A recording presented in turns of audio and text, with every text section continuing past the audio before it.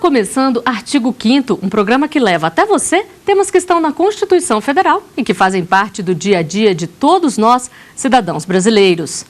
No programa de hoje, vamos falar sobre profissionais que se formam em um país, mas querem trabalhar em outro.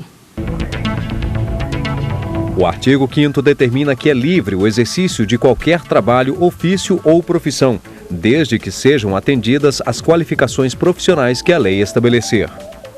E para falar sobre a atuação de profissionais estrangeiros, nós recebemos aqui no estúdio do Artigo 5º o advogado trabalhista Luiz Antônio Viudi. Seja bem-vindo ao Artigo 5º, doutor. Gostaria que o senhor começasse explicando para a gente o que é um profissional que se forma em um país, mas quer trabalhar em outro, ele deve fazer o que para isso? Depende da empresa. Se a empresa for brasileira e está contratando um profissional de fora do Brasil para cá, ele vai ser regido sobre a legislação brasileira. Se a empresa for estrangeira e ele for sair do Brasil, ele provavelmente vai ser regido sob a legislação local, de onde o serviço vai ser prestado. A não ser que seja serviço diplomático, onde a legislação que rege é a do país que ele está prestando o serviço. E que tipo de visto esse estrangeiro que vai trabalhar em outro país tem que ter? O visto é temporário, é durante o contrato de trabalho. Pode ser prorrogado, mas é sempre temporário, tem prazo determinado para terminar. Tem um prazo mínimo, doutor? Não, o prazo vai depender do tipo de trabalho que ele vai vir aqui. Pode ser 30 dias, pode ser 3 anos, 5 anos. A realidade econômica do país, a vontade de acumular conhecimento, o simples desejo de vivenciar outras culturas. O que não falta é motivo para querer ganhar a vida em outro país. Mas nem sempre a ideia parte do trabalhador. Muitas vezes a mudança é incentivada pelas próprias empresas empregadoras. Um verdadeiro intercâmbio profissional. Enquanto alguns estrangeiros desembarcam por aqui, profissionais brasileiros vão para fora. É o que mostra uma pesquisa norte-americana. Mais de 70% das empresas em todo o mundo pretendem enviar funcionários para atuar em subsidiárias no exterior. Liz reforça a estatística. Há 3 anos deixou o Equador para trabalhar na filial de uma lanchonete em Brasília. As pessoas se veem muito abertas para receber o evangelho. Então, é uma bendição estar aqui. Trabalhar em um país diferente, se adaptar à língua, à nova empresa e aos colegas. Isso sem contar os gastos. Por conta da mudança, o empregado recebe uma espécie de ajuda de custo. O adicional de transferência estabelecido pela CLT corresponde a 25% do valor do salário. O problema é que nem sempre a regra é cumprida. Recentemente, um empregado do Banco do Brasil, que foi transferido para o Paraguai, entrou na justiça para tentar receber o benefício. Já a instituição bancária argumenta que o correto seria aplicar a legislação do país em que o funcionário prestava serviço, ou seja, a do Paraguai. Como isso não ocorreu, o banco não poderia ser condenado. O argumento não convenceu os ministros da seção de dissídios individuais do TST. Eles explicaram que, neste caso, o que prevalece é a legislação que mais beneficia o trabalhador. No caso, a CLT. O fato dele pedir para ser transferido não significa ele ter perda de direitos. Como a lei brasileira, no caso julgado pelo TST, sabiamente levou-se em consideração no julgamento a lei mais favorável ao empregado. E a lei mais favorável ao empregado não foi a do Paraguai, e sim a do Brasil.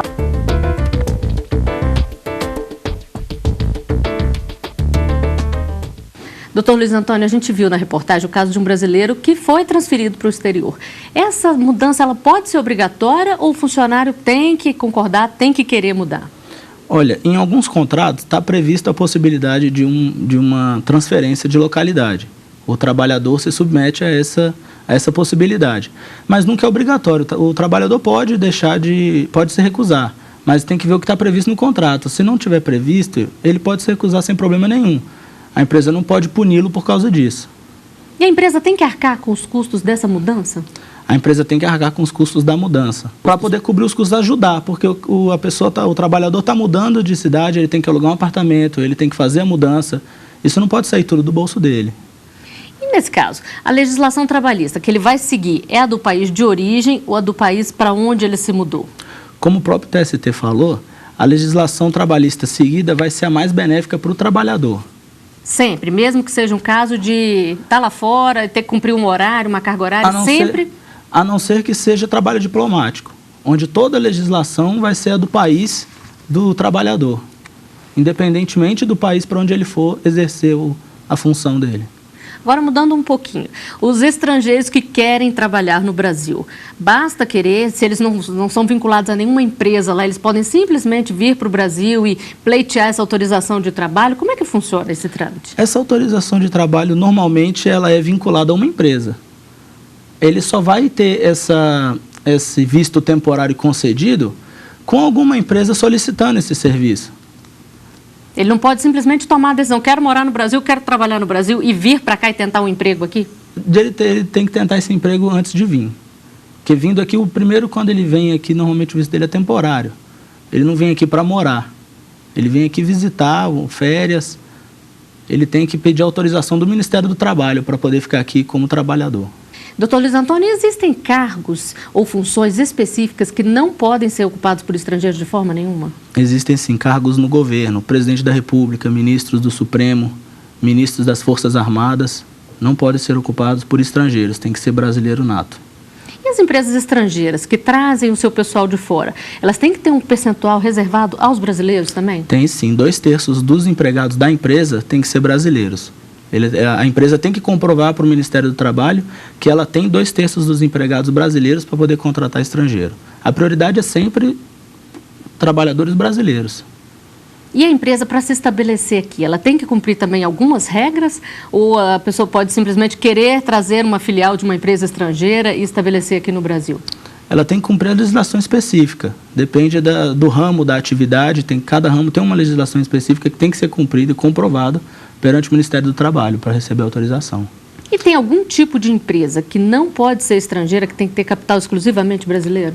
A Constituição Federal estabelece empresas que mexem com a segurança nacional, empresas que exploram petróleo.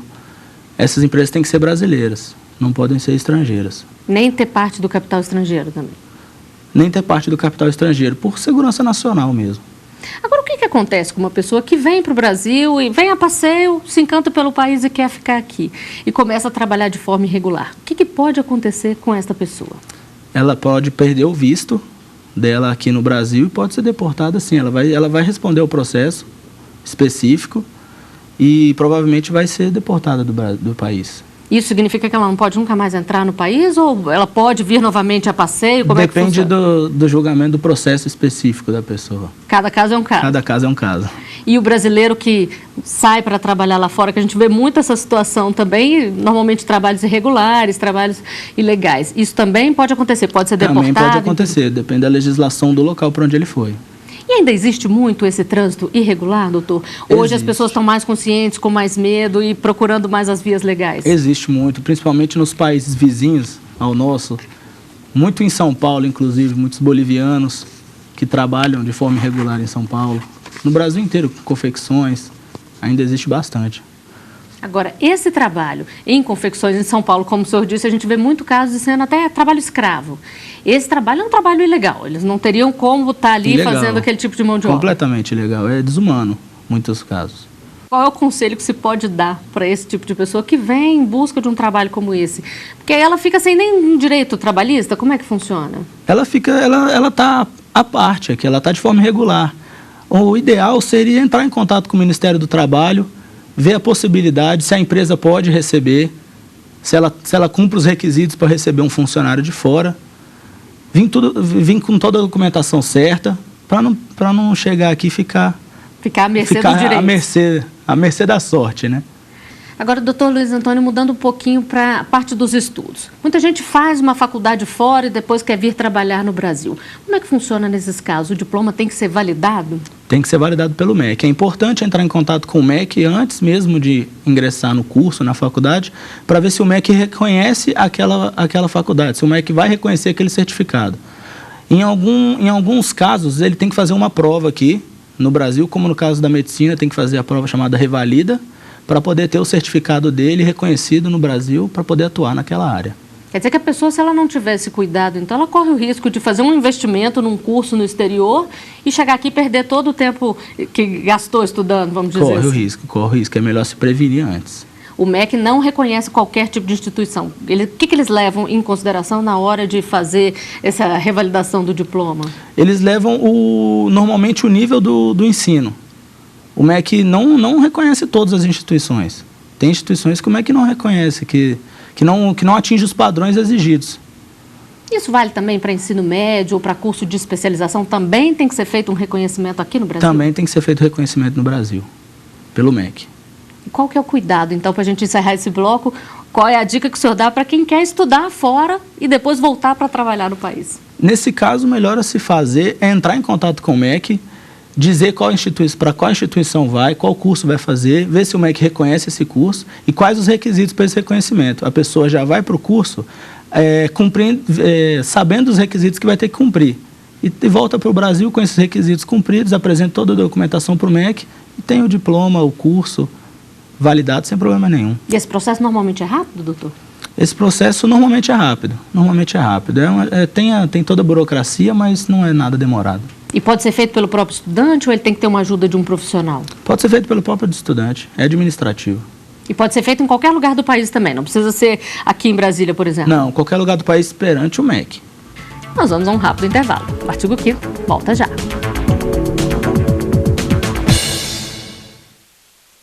Estamos de volta com o artigo 5º. Hoje nós recebemos aqui no estúdio o advogado trabalhista Luiz Antônio Viúdes. No programa de hoje estamos conversando sobre a atuação de profissionais que se formam em um país e querem trabalhar em outro. E como fica a situação em cidade de fronteira, quando muitas vezes os moradores transitam livremente de um lado para o outro? O Estatuto do Estrangeiro determina que a entrada no país é permitida desde que a pessoa apresente documento de identidade. Também diz que para exercer atividade remunerada ou frequentar estabelecimento de ensino deve ser fornecido um documento especial, mas que isto não confere o direito de residência nem de se afastar do município de entrada no país. Doutor Luiz Antônio, a gente viu aí que não pode se afastar do município de entrada no país. O que acontece com quem não respeita esses limites? Ele provavelmente vai perder esse direito de fazer o curso no país, de estudar no país. Então, ele vai ter que voltar para o país de origem. E isso no caso de trabalhar também? No caso de trabalhar também. Agora, é comum, né? A gente vê na cidade de fronteira as pessoas entrando e, às vezes, usam aquilo como uma porta e acabam entrando para o país. É feita uma fiscalização? O direito trabalhista age muito nessa área, até para evitar situações como a gente falou no primeiro bloco dos bolivianos? É feita uma fiscalização. Tem que ser melhorada, é uma fiscalização ainda muito aquém do necessário, mas é importante que se faça porque o estrangeiro que fica no país, e de forma irregular, normalmente é submetido a tratamento desumano. Ele fica aqui em condições inaceitáveis. Agora, o que acontece muito em cidade de fronteira é que os estrangeiros acabam se mudando para ela e buscando emprego ali, uma forma de melhorar de vida e às vezes até de morar lá. Isso acaba provocando muita dificuldade? Dificulta sim, principalmente porque a mão de obra é mais barata. E também porque eles, na maioria das vezes, estão de forma irregular aqui no país. Então, eles não têm os direitos trabalhistas todos cumpridos, mesmo porque eles não vão acessar a justiça, eles não podem estar aqui. Então, dificulta sim, mas normalmente o brasileiro tem prioridade nas empresas brasileiras. O senhor falou da falta de direito deles de acessar a justiça brasileira. Quando acontece caso de trabalhadores imigrantes sendo pegos de forma ilegal, então eles não têm direito a serem julgados aqui no Brasil? Como é que funciona no lado trabalhista? Eles vão ser julgados aqui no Brasil, mas eles vão sofrer algumas consequências que eles mesmos não querem sofrer. Eles vão ter que voltar para o país de origem deles. Então, para não correr esse risco, muitas vezes eles não acessam a justiça brasileira. Eles se submetem àquele tipo de serviço e não falam nada. E quando não aguentam mais, vão embora? Vão embora. E nas ruas as pessoas falam sobre profissionais estrangeiros. A equipe do artigo 5º foi conferir as opiniões. Tudo para melhorar para a humanidade é válido. Mas é claro que isso tem que fazer um estudo, né? E ver opiniões públicas. O índice de desemprego no Brasil está muito grande. E eu não acho justo trazer profissionais de outro país para cá, sendo que aqui tem todos os profissionais. Nesse momento eu estou correndo atrás do meu serviço. Para trazer estrangeiro para tomar nossa vaga, não adianta. Não tem profissional qualificado, então nós temos que o Brasil está parado, né? Não tem condição nenhuma. Sem saúde, sem nada, quer dizer, Eu vou esperar quanto tempo? Uma questão de mercado, não é? Se tiver havendo deficiência de profissionais brasileiros, aí eu acho uma questão de mercado, de política a ser avaliada. Falta estruturar e melhorar o ensino fundamental e, claro, que o ensino superior.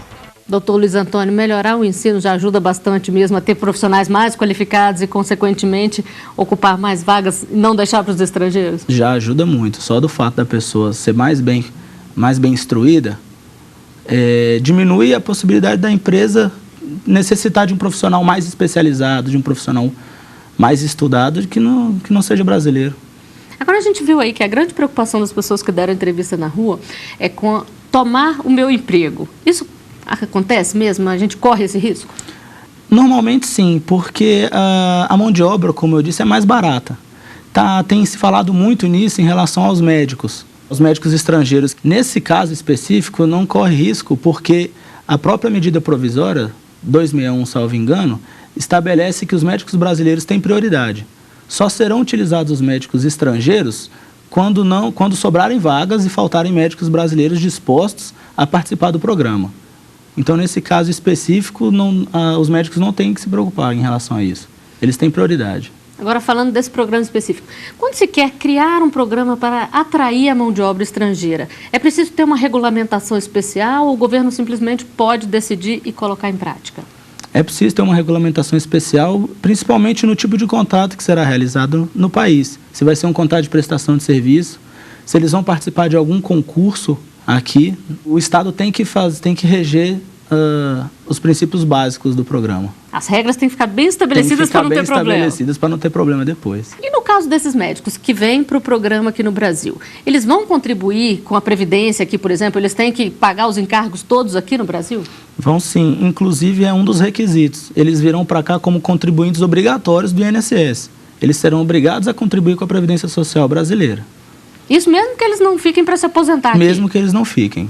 Para ter direito ao básico, a auxílio-doença, ao básico do INSS aqui. Agora, por outro lado, quando um brasileiro vai trabalhar no exterior, o que ele contribui lá fora é contabilizado no tempo para aposentadoria aqui no Brasil? Como é que fica nessa parte? O brasileiro que vai trabalhar no exterior, ele pode normalmente continuar contribuindo para a Previdência Social brasileira. Ele imprime a guia pelo próprio site da Previdência e continua contribuindo, contando o tempo de trabalho, sem problema algum. Agora, se ele não fizer esse pagamento no Brasil, então ele perde esse tempo de trabalho lá fora? Ele vai perder, ele vai deixar de ganhar, ele não vai perder, ele vai deixar de ganhar esse tempo de contribuição. Doutor Luiz Antônio, agora o senhor disse que as empresas estrangeiras têm que ter 2/3 de funcionários brasileiros. Caso não existam funcionários especializados para trabalhar naquela empresa, mesmo assim vale essa regra e o que acontece? A empresa tem que capacitar os funcionários? Como é que é isso na prática? Vale sim. As empresas, tanto estrangeiras quanto brasileiras, fixadas no Brasil, têm que ter 2/3 de trabalhadores brasileiros para poder contratar estrangeiro. É um requisito. Se não houver profissionais qualificados o suficiente, na visão da empresa, cabe à empresa criar cursos de capacitação. Mas ela tem que seguir essa regra de cumprir os 2/3 de trabalhos brasileiros, justamente para priorizar os trabalhadores brasileiros, para que não se traga muito estrangeiro para o Brasil e os brasileiros fiquem sem emprego. É uma preocupação do legislativo com isso. E aí a questão da legislação. A gente já falou aqui que a legislação tem que ser do país onde a pessoa está trabalhando. Mas nesse caso, se tem trabalhadores estrangeiros e tem trabalhadores brasileiros, eles vão cumprir qual legislação? Ambos vão cumprir a legislação do país de prestação de serviço, no caso o Brasil. A empresa que trouxer trabalhadores estrangeiros, esses trabalhadores vão cumprir a legislação brasileira, a CLT, e os trabalhadores brasileiros também. Não tem diferenciação alguma, a legislação vai ser a brasileira. E tem que se dar prioridade também para os trabalhadores da região ali ou aí já não importa muito? Aí já não importa muito, os trabalhadores têm que ser brasileiros, a região vai da empresa. Ainda mais pelo gasto de trazer um empregador de fora. Se você vai abrir uma empresa numa certa região, se você vai trazer um trabalhador de outra, a empresa tem que arcar com essa mudança. Então, pelo próprio sentido econômico, a empresa dá mais prioridade àqueles que estão próximos. E a questão salarial? Existe diferença ou aí vale a função? Entre um estrangeiro e um brasileiro que ocupam o mesmo cargo, o salário vai ser o mesmo ou pode existir a diferença? Mesmo, é previsto na Constituição, na CLT, não pode haver essa desarmonia. Tem que ter equiparação salarial. Se eles prestam serviço para o mesmo empregador na mesma empresa, na mesma região, inclusive com trabalho de mesma qualidade, eles têm que ter direito ao mesmo salário. Princípio da isonomia, Constituição Federal. E o que acontece com um profissional? Que ele vem para o Brasil por uma empresa estrangeira e aí acaba se apaixonando pelo país e querendo ficar aqui. O que acontece com ele? Ele pode tentar esse visto permanente? Ele pode tentar, dependendo da empresa, do contrato que ele tem com a empresa, ele pode tentar, sem problema algum.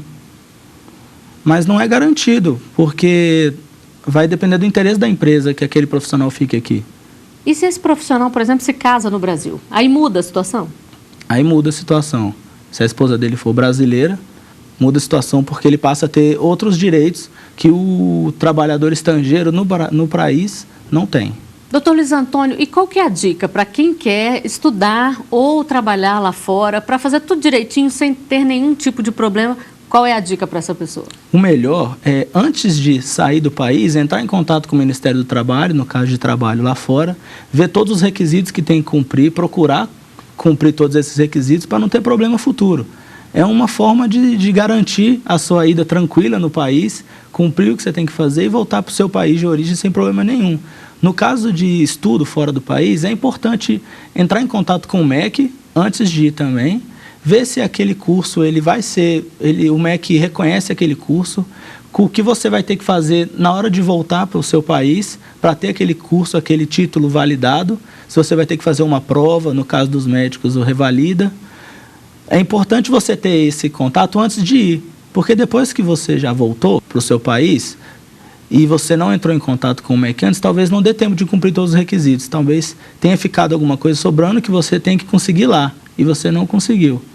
Então é bom entrar em contato antes, ver tudo certinho que você tem que fazer, se é autorizado pelo Ministério do Trabalho, se é autorizado pelo MEC, aquele curso que você quer fazer, se ele vai ser validado no Brasil, se você vai poder utilizá-lo aqui no país. Para depois não perder tempo. Para depois não perder tempo e não perder dinheiro também. Agora, uma outra situação também é a pessoa é brasileira que recebe uma proposta de trabalho no exterior. É preciso pesquisar bastante também, ter muito cuidado para não cair num golpe, cair num conto do vigário também? É preciso pesquisar, é preciso entrar em contato com um setor específico, vai no Ministério do Trabalho, procura se informar, informação nunca é demais. Vale a pena, sim, para não correr o risco, porque você vai estar em outro país, uma legislação diferente, um contato mais denso com outras pessoas. É melhor prevenir do que remediar, né? Aí fica mais difícil de resolver a situação. Fica mais difícil de resolver a situação lá. Isso acontece muito com o tráfico de pessoas, são mulheres, às vezes, que estão querendo um emprego, estão em busca de um emprego e recebem aquela proposta que aparentemente parece atraente, mas que esconde toda uma máfia. Acontece bastante, aquela proposta, aquele sonho que a mulher vai realizar, ela vai para lá e fica ali à mercê da sorte, porque ela não tem ajuda nenhuma, ela muitas das vezes ela não pode sair do local onde ela está, ela fica literalmente presa ali. Então é melhor dar uma boa estudada antes de sair, antes de aceitar uma proposta dessa. Quando se fala em mudar de país, então todo cuidado é pouco? Todo cuidado é pouco. Bom, nós chegamos ao final de mais um Artigo 5º. Doutor Luiz Antônio, agradeço a sua presença aqui conosco. Obrigado, no estúdio do Artigo 5º. O convite. E lembro que você também pode fazer parte do nosso programa, mandando sugestões para o e-mail artigo5@stf.jus.br. A gente se vê na semana que vem. Até lá!